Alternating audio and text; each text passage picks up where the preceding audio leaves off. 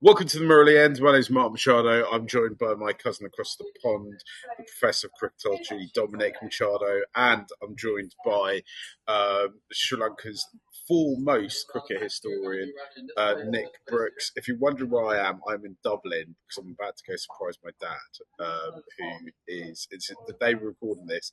It's his birthday, and he's going to be 65, so he's retiring from work. So sorry about the background noise. Sorry about not having the usual spare bed behind me. But we are today talking about Sri Lanka's 2014 World Cup T20 World Cup win. Possibly the second best moment in the whole Sri Lankan cricket history. Nick, would you say?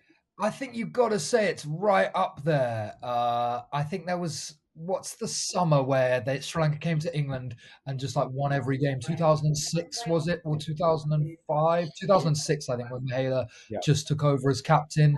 I don't know. Would you throw in the Sangha and Mahela partnership or the 900 and whatever it was against India up there? But however you slice it, it's right up. It's on the Mount Rushmore of Sri Lankan cricketing moments, right? Yeah, absolutely. Dom, should we kind of get into it with you?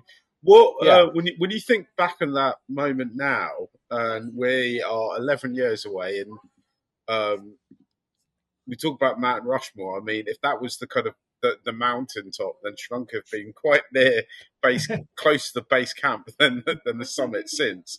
What's your thoughts about it? About that victory? Looking at it now. I think one of the things that made it so amazing was the fact that we had these seniors who had been to so many ICC finals and had fought so hard and tried so hard and come up just a bit short. It wasn't, there were a couple, the final in 2007 against Australia wasn't particularly close, but all the other ones were kind of close run, right? Games where you think they have a chance and they have a chance to win. So that for me was the big moment, was getting over that hump with this group of players you kind of have followed for the last decade who have established Sri Lanka as a cricketing superpower, and you just want to see them get over the line. And I think what made this tournament so great is there were so many tight games. I was kind of thinking about this. There were so many games they won by the skin of their teeth, and not just because like they happened to get lucky, but because they were so good, particularly their bowling.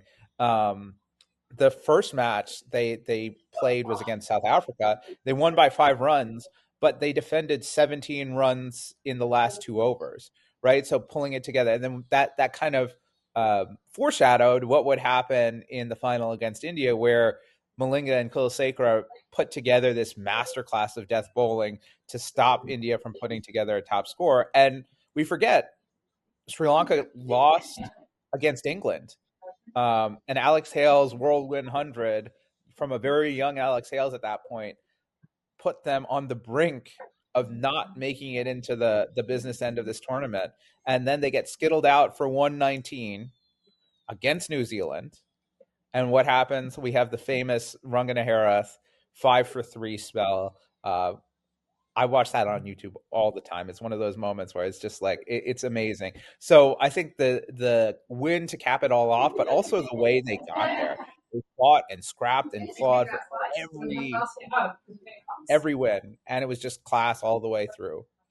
So I think there's something in the scrapping, right? Because we've seen them get to finals beforehand and lose. And sometimes now when I reflect on it, I actually wonder if when they got to 2011, for example, where it was almost the route to the passage to the final was too comfortable. And actually they needed a bit of adversity to try and get them kind of through the tougher moments. And in previous tournaments and previous goes and runs to the final, when they get there easily, once they get to the final, they get a bit stuck, and they don't really get into places where either the opposition are exceptional have an exceptional performance, or they can kind of put a bit of pressure on them. They kind of crack a little bit. I just wonder, Nick, if when you were looking at all of this for your book, An Island's 11, one of the greatest books ever read, probably the ever written, probably the fifth or sixth most influential book ever written. Whether that came out in some of the research that you were doing around this particular win compared to the others. Yeah, I mean, I think it's fair to say that this tournament was particularly marred by adversity. Uh, there were contract disputes right up until the 11th hour. I think literally the day before the team left to Bangladesh, uh, the board was threatening to send like a second string side because Sri Lanka wouldn't sign contracts, which I think were pretty prejudicial. I mean, that at that time had been a pretty annual dispute. But yeah, there was that. Then I think Sanger and Mahela were asked in a press conference whether this would be their last World Cup, and they said yes, knowing that the next one was going to be in 2017 when they would have been God knows how old.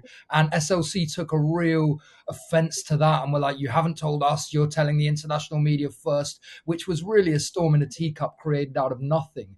But I think that adversity can kind of add a bit of fuel to the fire, right? And as Dom alluded to, they had one foot on the plane pretty much throughout this tournament.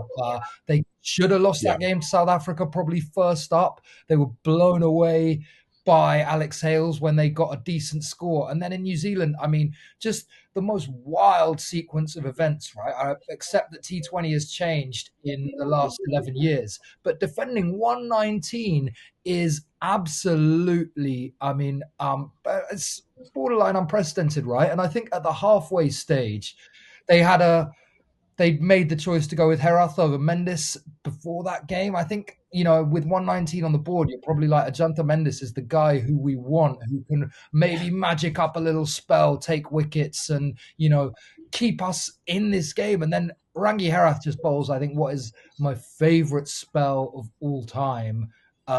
There's like a really old school quality about it, right? It's almost like test bowling in a T20 game. It isn't the kind of standard T20 spell, but he was flight and Garland rip some of those dismissals. I seem to remember Brendan McCullum kind of dancing down one and being stumped. Just glorious stuff. And then the final, I mean, to defend 130, or no, to post 130, to restrict India to 130. That's what happened. The way they did was pretty magical. Masterclass of death bowling from Malinga and Kulasekara. And then Sanger and Tisara bringing it home. It's a special tournament. I love this one. I think it isn't quite as exalted as 96 because of the way Sri Lanka felt about T20 in 2014 and all of the amazing stuff surrounding 96. But this was a huge, huge moment. I look back at this tournament and think this was not only the end of an era for Sri Lanka in terms of the players that were about to leave the squad and retire, but also I think it's almost kind of end of an era for T20 cricket. Three of us watch a lot of franchise cricket and a lot of we're watching the IPL as it's going on. I've got the scorecard hoping wickets rain down upon young Patarana's head. And I think when I look back on this tournament and reflect on this tournament, this seems to me the last moment that kind of, or the end of phase one of T20 cricket. And actually, after this, the idea of a Rangana Herath playing in T20 cricket just isn't happening anymore, is it, right? If this game was played now, then Sri Lanka would have used the impact sub to get a Ajanta Mendes on, right?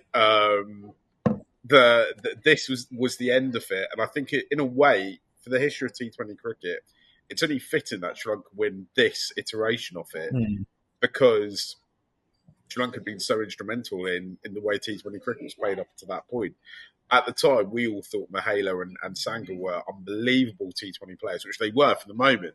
But their stats in it kind of now look kind of mediocre, right? In the way that strike rates have gone and so on. But at the moment, Sri Lanka was so Sanath was so inspirational in creating T20 cricket, and Sri Lanka really were the first team to be able to get it all together. The Sri Lanka and the West Indies got it all together the earliest on, and really deserved to have that T20 title World Cup, which obviously the West Indies had as well, right, Nick? Yeah, Yeah. but I mean, I think it's pretty wild when you compare the teams. I was looking at the scorecard this morning, and you've got like India's side, still more than half those guys are knocking around in the IPL, right? You've got Rohit, you've got Jinx, you've got Kohli, you've got Dhoni, you've got Ashwin, you've got Jadeja, you've got Bhuvi and Mohit Sharma, all still around. Compare that to Sri Lanka's side, and basically no one's still playing cricket, right? There's Angelo. Angelo is still not. And don't forget, Dinesh Chandimal is still a backup on our, Chandy is still, T20. but I mean, we haven't even spoken about how Chandy was the captain coming into this tournament and ended up getting initially suspended and then kind of dropped himself. I don't know. There's all kind of speculation about what was going on behind doors there. But I mean, some of these guys, like Dhiramana, it's a wild team looking back on it 11 years later. But I think the bowling was really, really strong, right? The bowlers dug Sri Lanka out of bad positions pretty much all tournament long. And then you had that experience and class of Dilshan, Sangha, Mahela, the ballast from Tisara at the back end. You can see how this team was successful. And I think they had to do it. I felt like when I interviewed people around this tournament, there was that slight air of inevitability. I think Mahela said, like, if we lose this one, then I'm never playing cricket again, because they'd, what was it, 7, 9, 11, and 12. So they'd lost 4 finals in pretty close order, and 12, I think, being at home and the circumstances around that final, reducing West Indies to, what were they, 4 or 5 wickets, really not very many, and then Marlon Samuels has a day. I think that was especially scarring, and there was that feeling that we've got to win this one. If they didn't win this one, the kind of counterfactual was quite interesting about how you would write about this era of Sri Lankan cricket, right? Because they become the nearly men, right? Yeah, I mean, it's up there with it. Was it the Buffalo Bills team, Don, that went to the Super Bowl like 4 times in a row or something and never won it? Yeah. And it or I'm trying to think what the kind of football equivalent would be. Did Bayern Munich had like 25 years? They just kept getting to the business end of the Champions League and never actually winning it, didn't they? Maybe it's something kind of similar to that. And that's like South Africa reputation, that they have a major tournament of being chokers, right? And I think Sangha said it in one of the losses. It's like Sri Lanka, always the bridesmaid, never the bride. And there was that feeling that I think through this whole era that they were arguably the most consistent white ball team. But when it came to tournament cricket, they kept just falling at that final hurdle. And so this got a big weight off their backs. And I mean, again, it looked like it was going to happen again, really, didn't it? Chasing 130 when was it? So did someone get run out? No, that was a different final. But when Dhiramana went and they were 78 for 4, you're thinking the finish line's quite a long way away. And especially, well, I think it's one of those things where now you look at that 78 for 4 with all those balls remaining. Now you feel like that's a comfortable position, like Sri Lanka are fine. But back then, it felt absolutely huge, didn't it, Dom? Yeah. And we forget, Sangha was man of the final, but he was horribly out of form the rest of the tournament. He hadn't played a good knock, and he kind of dusted, knocked off the rust and put in a big performance. And we can't underemphasize how good Tisara was, right? Having, I think a lot of, we talked about this with Estelle, a lot of people in Sri Lanka don't rate Tisara Pereira highly, but this was a match-winning knock, right? We were worried, okay, that's a long way away, but a couple lusty blows from Tisara, and that eased all the pressure, and they knew they were going to win, right? He just came in and played that role. I think this was kind of the invention of the floater, right? So Tisara, every time they needed that little bit of an impetus, was brought in to come in. And so sometimes he batted at 4, sometimes he batted at 5, 6. What's so interesting is, Mark, you were talking about innovation, and I think bowling innovation really happened on the Sri Lankan side. You had mystery spinners, you had two fast bowlers who bowled wide Yorkers as a strategy at the death, which was something that hadn't really been done quite a bit. Fields were set. You could see Mahela marshaling the troops and setting up fields. So from a tactical innovation point of view, when teams were bowling, I thought it was great. But I wonder, to some extent, this might be controversial, whether the batting side perhaps set Sri Lankan white ball batting behind, right? Because you have a 1, 2, 3, 4 of Dilshan, KJP, Sangha, Mahela, and then you have Theory coming in, and then you have Angelo at 6, Chandi at 7, Kisara at 8, right? And you wonder, why are these test players playing T20 cricket? And there's some times when we still do that today, where we stick as many top order batters in the lineup and hope it settles, right? So, in as much as this was an innovative side that used innovative tactics, I think the fact that we were ahead may have set us behind in the years that came. We felt like, okay, we're always the innovator.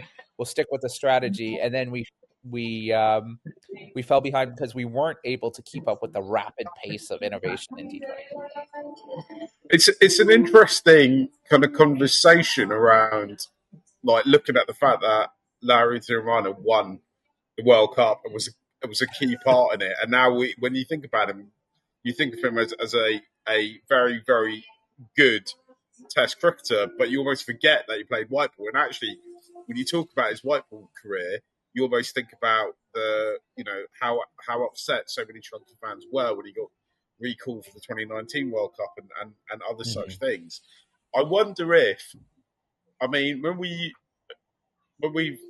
Prad, friend of the show, former Sri Lanka analyst, he always talks about if Sri Lanka had a schools T20 tournament, then let that tournament settle in, and in 7 or 8 years' time, they'd be absolute world beaters. And if actually, if you look at this team in 2014 and the route that the players have to take to get into the side in terms of how they're developed and how they grow and how they're taught cricket, and you take that from a 2025 perspective and go, well, cricket's moved on exponentially. T20 cricket has moved on massively since then. But has the route adapted for our youngsters to come through? Are we developing? Thisara Pereira, for me, is probably the most underrated cricketer Sri Lanka have ever produced. In this World Cup, he's the man. In this moment, he gets us over the line, right? So many times. He comes in and he's given a role where it's like, right, just go hell for leather. We don't care if you get out. And that was so innovative during his career. And now that's considered just the normal, right? If Rohit Sharma gets skittled out from Mumbai Indians, very few people at this point are saying he can't play cricket, he's terrible, we never want to see him play cricket again. We just accept that that's what those big hitters do, right? But have we got a system in place that is letting us innovate and cut through, or are we still producing players that are meant for the red ball in a white ball world? What do you think, Nick? I mean, I think you'd look at the major difference between then and now as the LPL, right? Being a functional annual tournament that at least gives players a platform to play somewhere near top level T20. I think it's undeniable that at schools level and really still in club cricket that the emphasis, it seems to be more on red ball. Kids at school play a lot of 2-day cricket. I've always thought that was a really good thing, but you could argue that it's out of step with the rest of the world in terms of the increasing prominence of T20 cricket. I do think a T20 tournament at first 11 sixth form level would be a really positive thing for Sri Lanka, and a just kind of extended LPL, right? I think we've touched on the issue that you've got a guy, like we always bring up this example, but like Lasith Kruspale wins young player of the tournament at the LPL one year, the next year he can't get into a team. I don't think that's massively helpful in terms of development. And I think you'd have to say that for some of the past decade, I think this is changing now, but that Sri Lanka did fall really far behind the curve in terms of T20 cricket. I think what's dug them out of that is the kind of happy accident that they've got a really dynamic attack, which you'd have to say has happened kind of in spite Nick, I'll stop you right there. It wasn't a happy accident. That was absolutely by design. And I should actually, I know I mentioned him already, but there's a great documentary that CSK have produced on their YouTube channel about Paterano's Oh, I'm gonna career have to check thus that far. out. Yeah, it's on YouTube. It's great. Yeah, absolutely watch it. You know, it's funny. I have it split screen right now, so I have you guys here, and I'm watching Paterana bowl the 18th over, and he's just bowled an inch perfect Yorker to Marco Jansen. But one thing that's interesting, I think, like if we look at the schedule right now, what's going on? The NSL is going on in Sri Lanka right now as the IPL is going on, right? And what does that tell you about the conflict? And what are Sri Lankan players who are not in the IPL? I think we can thank our family members, our cousins to the north, for identifying and picking up a lot of this talent very early on. Someone like Matisha Patirana gets a go in the IPL before he gets a go in the international side. Someone like Eshan Malinga, right, wasn't playing in the LPL last year really very much, and now he's playing for Sunrisers, right? It's amazing how much scouting there is. So it's clear that these Indian scouts who are looking all over the world for talent are coming to Sri Lanka and identifying these bowlers as exceptional talents, right? And my thought is, how do we, if we have those great bowlers and we have them in such big numbers, right, that we can put 6 of them into the IPL, right? We should be training batters who are capable of playing that, sort of swashbuckling style, countering this innovation in bowling. But I think the opportunities aren't there. Like, we don't even have a window scheduled for the LPL this year. So how do we elevate T20 cricket on the island? How do we develop mentalities, right, that move the game forward? How do we think forward about it? And I think there have been a lot of questions. Like, we tried to do these things with bringing Mahela in, right? Obviously, one of the top T20 coaches, but people weren't happy with the results. People wanted something different. People wanted a different result from their team. They wanted their team to play a different way. So I think we have to be willing to take risks. We have to try things. We have to see that certain things aren't going to come off, right? Like we've talked a lot about Hasaranga and Hasaranga batting at 4 and captaining the side. I think we didn't give that experiment long enough rope, right? I understand if you want to bring in Sanath and have him coach, but give Hasaranga a chance to implement, to take what he's learned playing in the IPL and bring our team forward. There's going to be some failures, but in the long run, that's what's going to produce victories, and not playing a safe brand of cricket that's not going to sort of we're not going to end up with egg on our face. Nick, which players from the current Sri Lanka 11 T20 setup make it into the 2014 team? Oh, so it's a good question. I mean, you've got to have Paterana in there right from the off, right? Over who? Who's he replacing? Who's he replacing though? It's a good question. Because I mean, you're not dropping Nuan or Marlinger. Can you fit in a third spinner in place of maybe Sachitra Senanayaka? I don't know. It's. I mean, I want Paterana in there. That's what I'm saying. I think you've thrown me a hospital pass here, man, because I'm trying to see how I can fit Hasaranga and Theeks in, and it's not really happening. So I think you could drop. So I Okay, think you drop Thiramada and Sedanaika and put Theeks and Wani in. You lose a little bit of batting, but I think you can probably in this day and age you'd pick Wani over Laru. And then I think everyone else is everyone else more or less stays. the same. I think This is maybe there's an argument for Kissel Mendes over Kissel Pereira, but KJP in 2014 is very different to KJP now. Hey, Right? KJ, we didn't mention KJP. He's also still in the squad. He scored Yeah. 100 Yeah, earlier this year against New Zealand, right? So, but I would honestly, I would. This is going to be very controversial. I think Dilshan and Sangha are overrated as T20 players. And I think you can put in Crystal Mendes and Charith Asalanka there. Or you can put in Asalanka for Thiramana because you get bowling too. Yeah, yeah. You play if we're playing in Dhaka in 2014, Yeah, Asalanka can give you some good overs. I agree. Hasaranga and Theeks definitely make it in. I mean, like, I I love think Paterada, right? I've mentioned him more than any other player, but I yeah. just don't think at this point in his career, it's really difficult to justify dropping Malinga for him, or even, I suppose you could drop Kulaseka for him, but it's a I rough mean, call on Kulasekara though. Is it if yeah, you add the batting of Wani? Is it sacrilege to think about dropping Angelo for Paterana? 2014 Angelo I think Matthews 2014 is the That Angelo, bravest is version prime of him. peak Like, Angelo.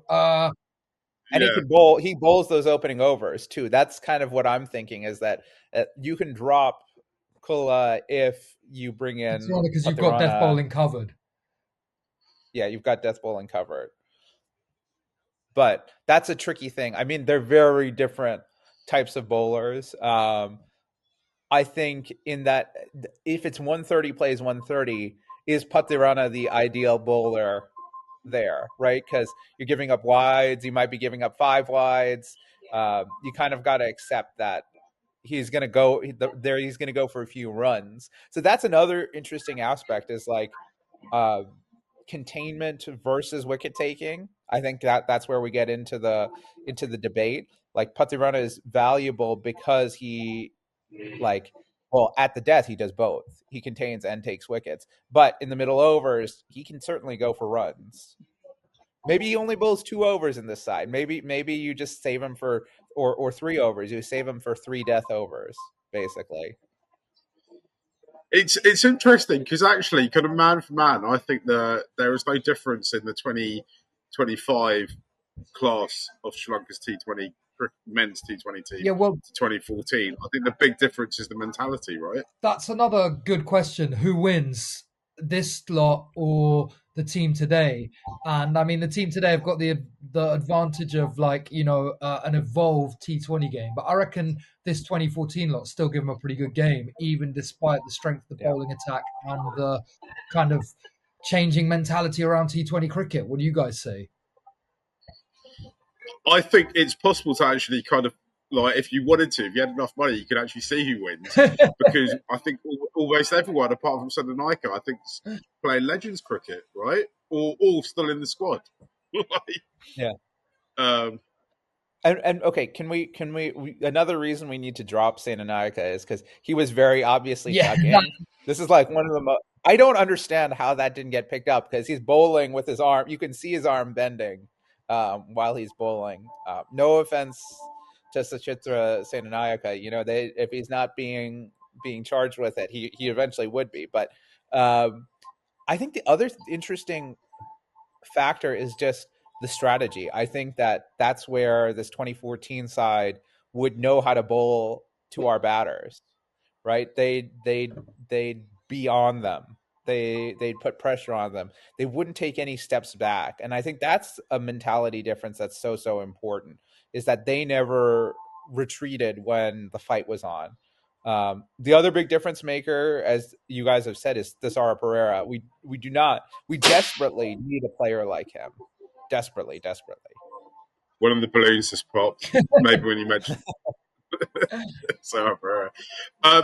Guys, I think I might need to wrap it up there for practical reasons. So I've got to go. You probably hear the music starting to play. I've absolutely adored chatting about this, and we should definitely do more retrospectives more often, I think. Thank you for watching, listening to the Marillion. My name's been Mark Machado. I've been joined by Dominic Machado and Nick Brooks. We'll be back again in your feeds very soon. If you miss us, then you can listen to at least me and Nick. I think we recorded too early for Dominic because he's in the States, talking about the IPL and our show, The Big Bag. Subscribe to Cricket Smash and get in touch with us on social medias. We love to hear what you think about things. Speak to you all soon. Bye.